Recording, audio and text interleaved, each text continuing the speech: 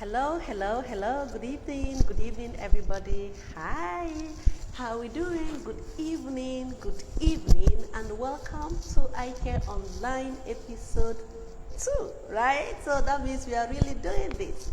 Yes, my name is Dr. Doris-Optometrist, and I am an optometrist.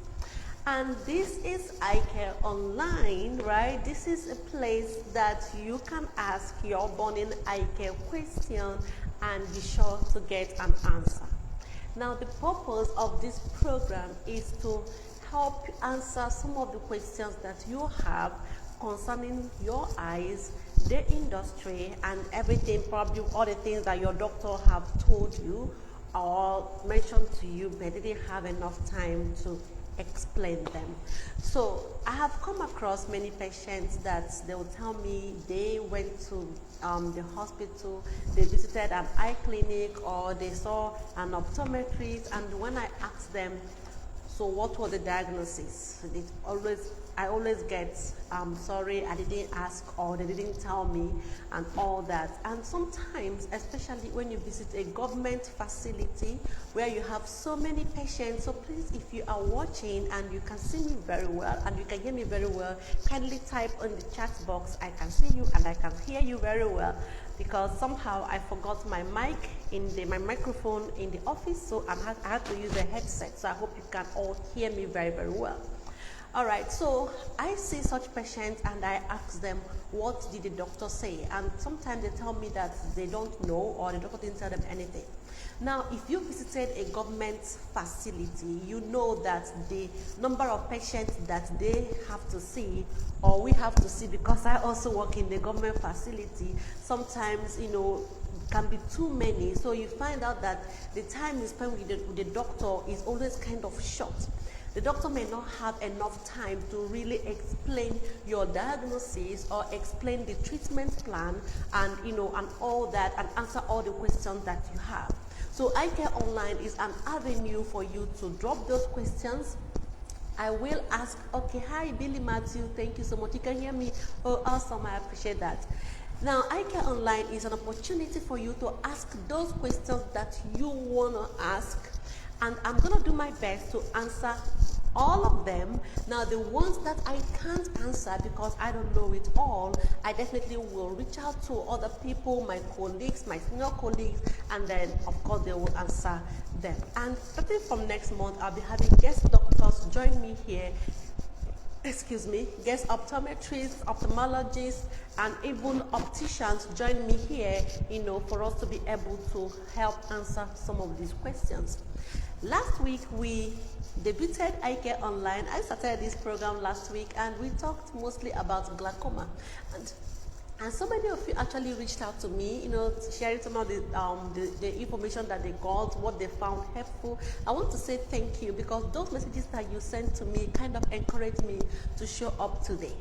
Last week was something else, because I was so anxious being the first time, and it didn't go as planned, and I was I was afraid at a point, but I made it through. And your words of encouragement, your comments, your text messages, brought me here today, showing up today again for episode 2. And so I hope that this time around I get to do a whole lot better. Okay, so I got about 7 questions. I wrote them down on pieces of paper here. 7 questions from different people. The mistake I made was I didn't get their surname, so I can't give a shout out, the full name, but I can give the first name shout out, right? So that works. So I got about 7 questions. Now, I'm going to read them out, but I'm going to group them, because some of them asked a question around the same thing. Now, the first question I'm going to be reading out is from Mayan. So Mayan, if you're watching live, or if you're watching this as a replay, please, if after the explanation, or every other person that I'm going to read your question, after my explanation, if you still have a further, more questions to ask, a follow-up question, please go ahead and then send me a message, all right? And I will definitely answer that. So Mayan asked me a question. She said, is anti-glare and blue lens the same? Right? Is anti-glare and blue lens the same? Now, for me to get this question from Mayan means that she probably had been to an eye clinic, and she was giving glasses, or she was asked to get glasses, and somehow they mentioned anti-glare and blue lens. Now, it's easy to, okay, this is very easy because the answer is no. Anti-glare and blue lens, they are not the same. I actually brought a couple of samples. So, but what anti-glare does is it reduces the amount of glare that the patient experiences when they are wearing their glasses. Right? If you're always outside, if your work has to do with outdoor, where you have to deal with sun and all that, anti-glare is perfect for you. Right? The blue lenses, what it does is it reduces the amount of blue light that goes into your eye. Now, it's also good for outdoor, but I always recommend people that work outdoor to go for anti-glare, especially if you're not a phone user. Right? Go for anti-glare because anti-glare gives you better clarity than blue lens. Blue lens kind of dims your vision, but anti-glare gives you better clarity. So blue lens works mostly for blue light. Anti-glare reduces the glare. You know, when you wear glasses, it's kind of too shouty, right? Too clear. So anti-glare kind of, brings it close, kind of reduces the glare while maintaining maximum clarity of the lens. So my anti-glare and blue lenses are not the same. Okay, so based on your visual lifestyle, if you are someone that is always outdoor, your work has to do with, let's say you're a seller, you are always on the sea, you are always outside, right? Anti-glare is best for you. But there are some blue lenses that has anti-glare. Yes, there are some blue lenses that has anti-glare. So if you can get those ones, perfect. But if not, go for anti-glare. If you're someone that is always working on system, you're always in the house, your job is more like a secretariat kind of job, you're always on the system, go for blue lens, all right? Because based on your visual lifestyle, which has to do with computer devices, blue lens is a whole lot better. So I hope that answers the question. So Adele asked me a question. She said, how does blue light affect my vision? Okay, now for me to answer this question, I need to also answer Peace's question. Peace said, what is blue light? All right, so now I'm going to take this through. First of all, for those of us that did physics, I hope I will not get so... Hi, hi, good evening. All right, so I hope I don't get caught up in the jargons. Now, if you did physics, you understand what they call visible spectrum, right? When we have to do with different lights or different colors of the rainbow. Let me use that word. Okay, you have the red, the blue, the purple, the violet, the indigo, and all that. I had a credit in physics, so I think I tried, right? So now we all know that the blue wavelength is the shortest wavelength, but it has more energy, right? That is why, and this blue light, this visible spectrum, before we used to get it mostly from the sunlight. So if you remember growing up, I know it happened to me, they will tell you can only go out under the sun in the morning and get vitamin D and vitamin K. There's a way they used to call it that time, right? But when it's afternoon, that you should not stay out, because when you are outside during the hot sun, it affects your skin, it affects your eye. Those are the things our mothers told us, and somehow they were right. Now, when you are outside when you are outside under the hot sun, right? You look at this blue, this visible spectrum. All of them is kind of coming down on you.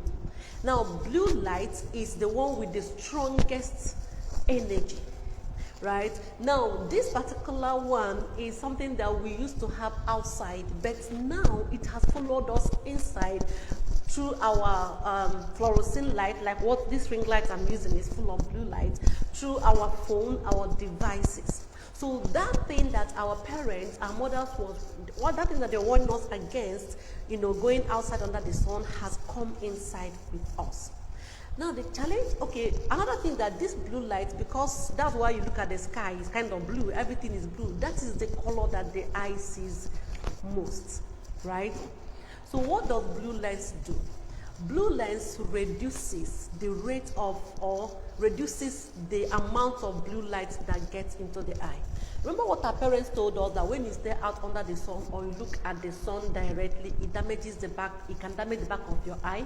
That's what they told us. Now bring it back to inside. Over time, constant exposure to blue light over time can actually affect the nerves, the retina, the back of the eye. Let me use that, the back of the eye, over time. Now, the challenge with this is not even the damage to the back of the eye, Thank you so much, Heidi. The challenge with this is not even the damage to the back of the eye, it's the other challenges that come with it, such as eye strain, dry eyes, eye fatigue. And like for example, the other day I was watching my son play Minecraft. And I don't know what I was doing. I was observing him, and I realized that he was so engrossed in what he was doing that he kind of was looking at the phone for over a short period of time without blinking. And that's what happens to us when we are watching an interesting movie. We find out that you get so lost in the story following the movie that you don't blink. And by the time you finally do blink, you kind of have this pepperish sensation, you have this pain in your eye. Now, all this compounded are what is called the computer vision syndrome, right? When you keep looking at the system, when you start experiencing neck pain, when your eye starts getting tired, when you have this pepperish sensation. And the truth is, if you don't blink for quite some time, it can lead to dry eyes. And dry eye can actually lead to blindness over time if not handled well. That is what is going to lead me to answer another person's question. Hi, Manti. Manti, good evening. Okay, now somebody asked, because I'm trying to see how to group this. Somebody asked, Onyinye asked, how do I protect my eyes while working on the system? So when you keep doing that, staring at the system and you're not blinking, and then you have all those eye pain and you have all those eye fatigue and all that, it affects your eyes, right? It gives you headache. I've seen patients come to me and tell me I've been experiencing headache and all that. And some of us spend a lot, like we spend more than 6-7 hours on the system in a day. So what can you do to protect your eyes? Now, there are a couple of things I can tell you tonight to protect your eyes, but the first thing I'm going to tell you is reduce your screen time. Reduce your screen time. I am also guilty of this, trying to manage social media, Instagram, Facebook, Twitter, TikTok, and all that. Sometimes I find out that I have been looking at my screen for over an hour at a stretch.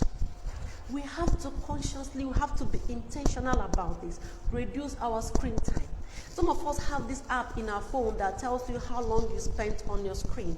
If you can find a way to tell yourself, you know what, I'm going to be spending whatever number and whatever amount of time I'm spending now, I'm going to bring it down to like half or 80%, for starters.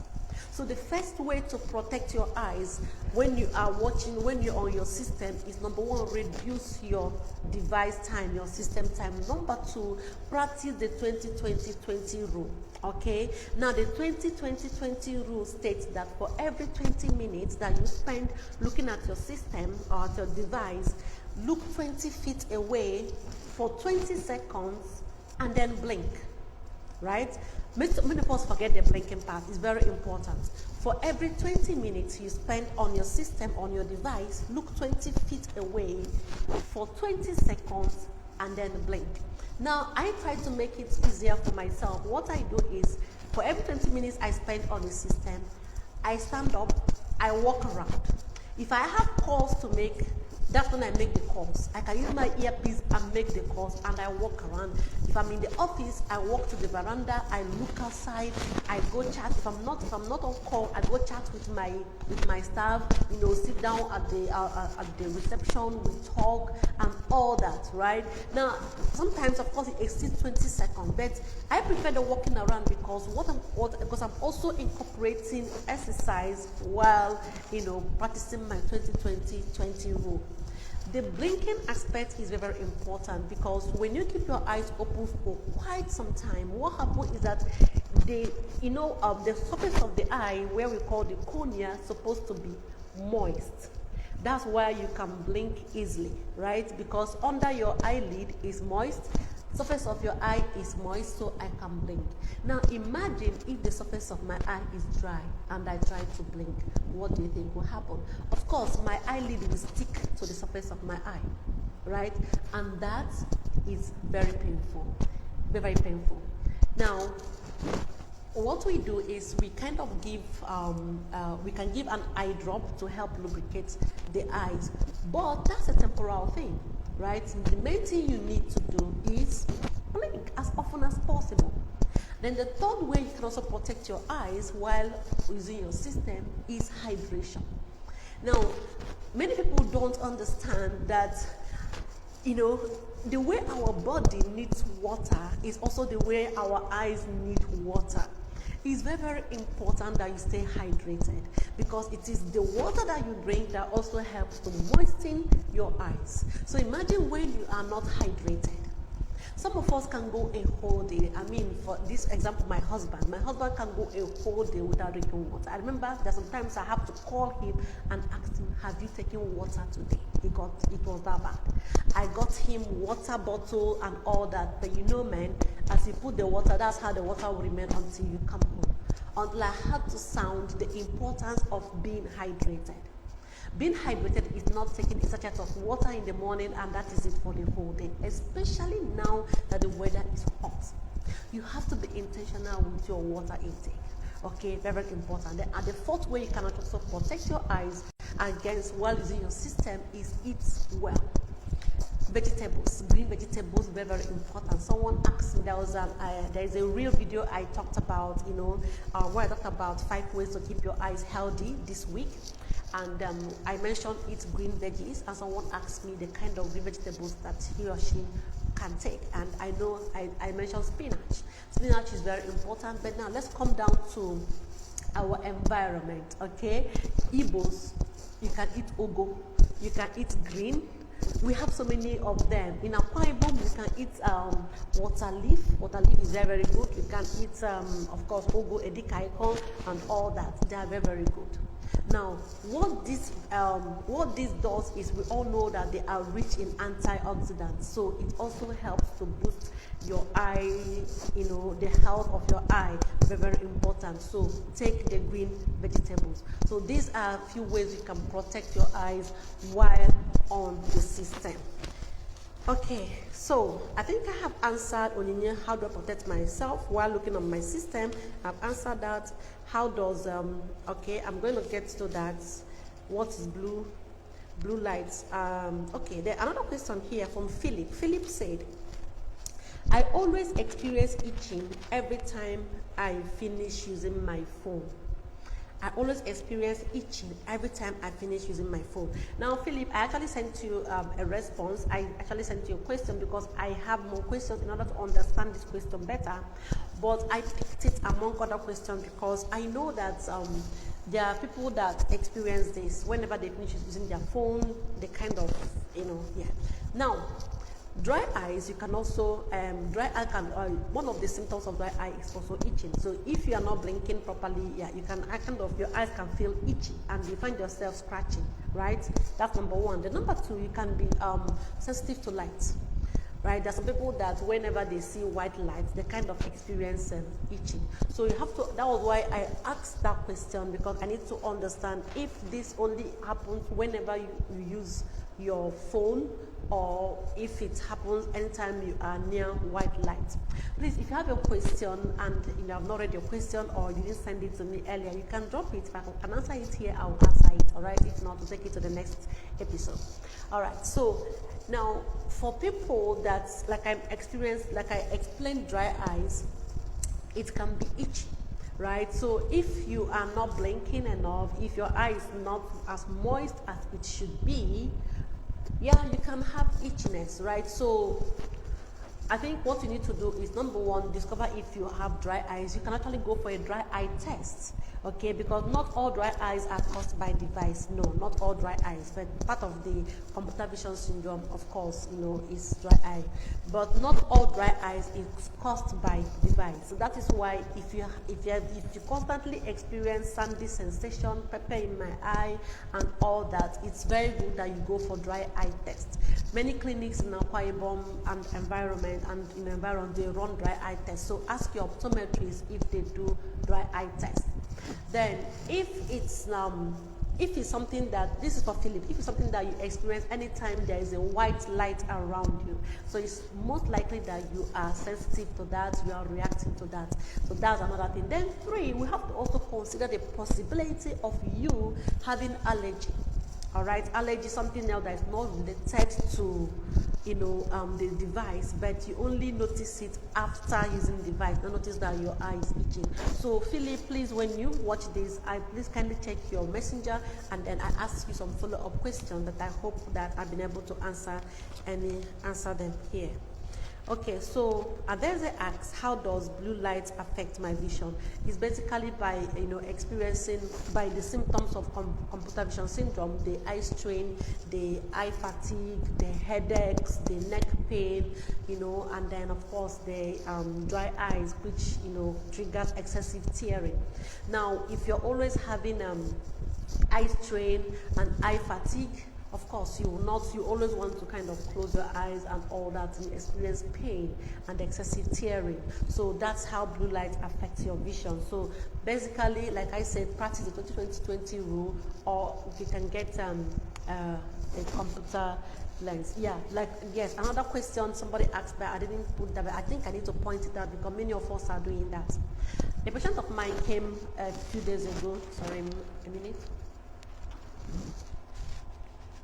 A patient came a few days ago and talked about getting a pair of computer lenses from the internet. Now, the thing is that some of the things that we buy off the internet are not actually blue light blockers. They are not. Okay, so you can actually get what a blue light torch like this, that's what we use in the clinic to check your. You guys can actually see it. So okay, you can't really see it. To check your lens.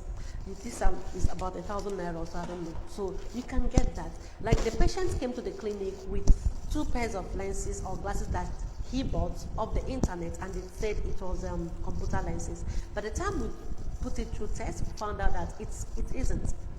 Some of the glasses that we're using, thinking that it's a blue light blocker that should block the blue light, are not. So you need to be sure that what you are buying or what you bought is actually what they say it is. All right, because I've seen people that say, but I'm using a blue light blocker lens, and yet I'm still experiencing all these things. You need to be sure that what you have or what you bought is actually what they said that it is. Okay, we are making progress. So I've been able to answer Mayan's question. Is anti-glare and blue lens the same thing? There's how does blue light affect my vision? Peace, what is blue light?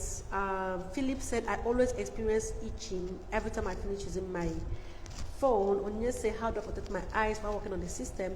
Then, okay, Ikechupu said, if I visit the hospital, who do I meet first, optometrist or ophthalmologist?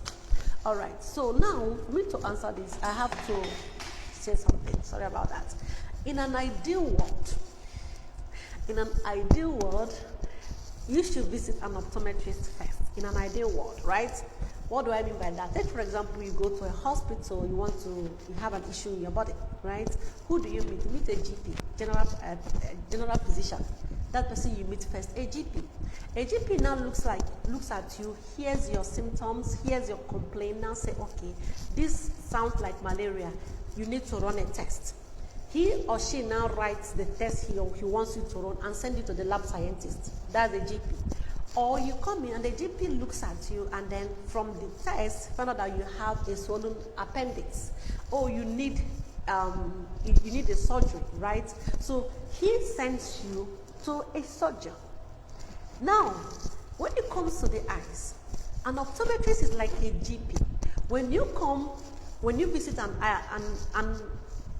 hospital and you see an optometrist will listen to you, hear your complaints, hear your symptoms, and say, oh, okay, look into your eye, you need glasses. After running some tests, oh, you need glasses. Okay, go meet an optician with a prescription who now gives you your glasses. Oh, you have cataracts, you require surgery. Fine, sends you to an ophthalmologist who does the surgery. So that is it. In an ideal world, right? That is how it is supposed to be.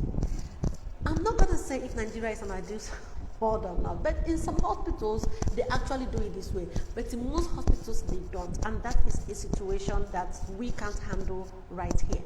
So when you go to a hospital, now that you know, when you go to a hospital and it has to do with your eyes, ask for an optometrist. See an optometrist first. An optometrist, the good ones, yes, a very good optometrist will look at you and say, okay, this requires medication, and then write it if it's a minor ocular disease, right?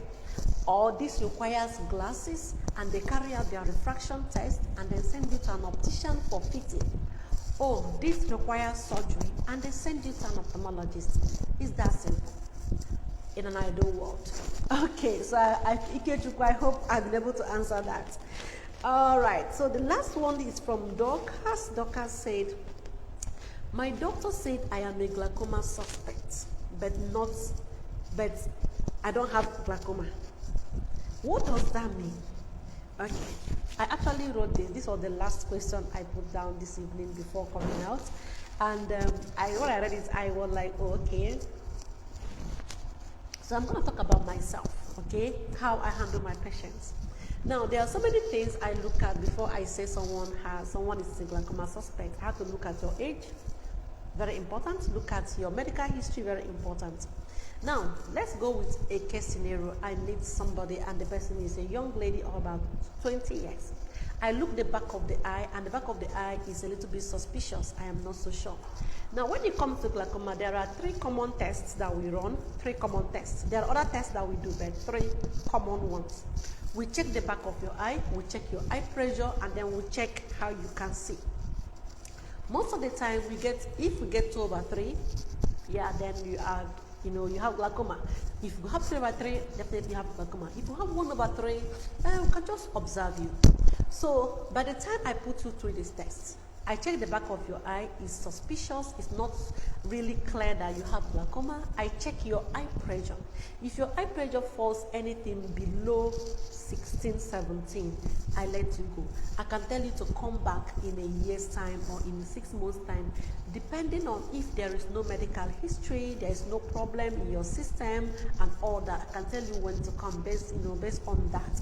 And then, but if I check the back of your eye, it's suspicious, and I check your eye pressure, it is between 21 and 25, right? Now, it could also be, I can tell you, you know what? Let's just maybe do some therapy, eye massages and all that to bring down the pressure a little bit, and then observe you for a couple of weeks. 2 weeks, 3 weeks, you come back and we repeat the pressure test. Now, this period, I can say you're a glaucoma suspect because I need to know if the eye pressure will go up or will come down. And the reason is that sometimes due to stress, right? Maybe you come in to check your eye pressure later in the day, which we don't recommend. That's why when you go to an eye clinic, they'll tell you to come and do your pressure test in the morning before all that stress happens. So basically, these are the conditions that I can now say somebody is a suspect or someone does not have glaucoma. So I will ask you to come back after a couple of months for me to check if the pressure remains the same, if the pressure has gone up, if it has come down. Based on that, I will tell you whether you have glaucoma or you are still a suspect. But it starts with the back of the eye. All right. So I think for me, I would suggest that you ask your doctor, why do you say I'm a suspect? Let the doctor be able to explain to you, maybe from the back of your eye or from the pressure that they took or from how well you see your surroundings. That's what led them to say, hey, you are a suspect. And then they always tell you when to come back, maybe in 2 months, in 6 weeks, in 3 months, depending on what their thoughts are at that time. All right, so these are all the questions I put together today, and I hope I've been able to touch every one of them, and I hope that when you guys watch this as a replay, I can see some of you here online, when you watch this, and I hope I've been able to answer your question. If you have follow-up questions, please feel free to send me a message. And thank you to everyone that have watched tonight. Thank you so much. If you have any eye care question, please feel free to ask. If I can't answer any one of them, I definitely will reach out to other people who I know can, and with time I will start bringing them on board so that they can also share from their own wealth of experience. So, this is Eyecare Online, where I answer all your eye care questions. If you are just joining us, I kind of finished early today, 9:30. Usually supposed to be between 9 to 10, but based on the questions and how I'm able to group them to be able to answer them. So remember, early detection is key to this avoidable blindness, right? On my own, I can't do anything. So all these things I'm doing is hopefully to motivate you to go have your eyes checked, right? Together, we can win this battle against avoidable blindness. Alone, I can't do it. So I need you to make up your mind now. Just go and have that eye examination. You have been procrastinating. Go and have it done. Thank you so much for watching tonight, and feel free to drop your comments, your questions, and I will see you next week Monday by 9 p.m. Have a good night rest.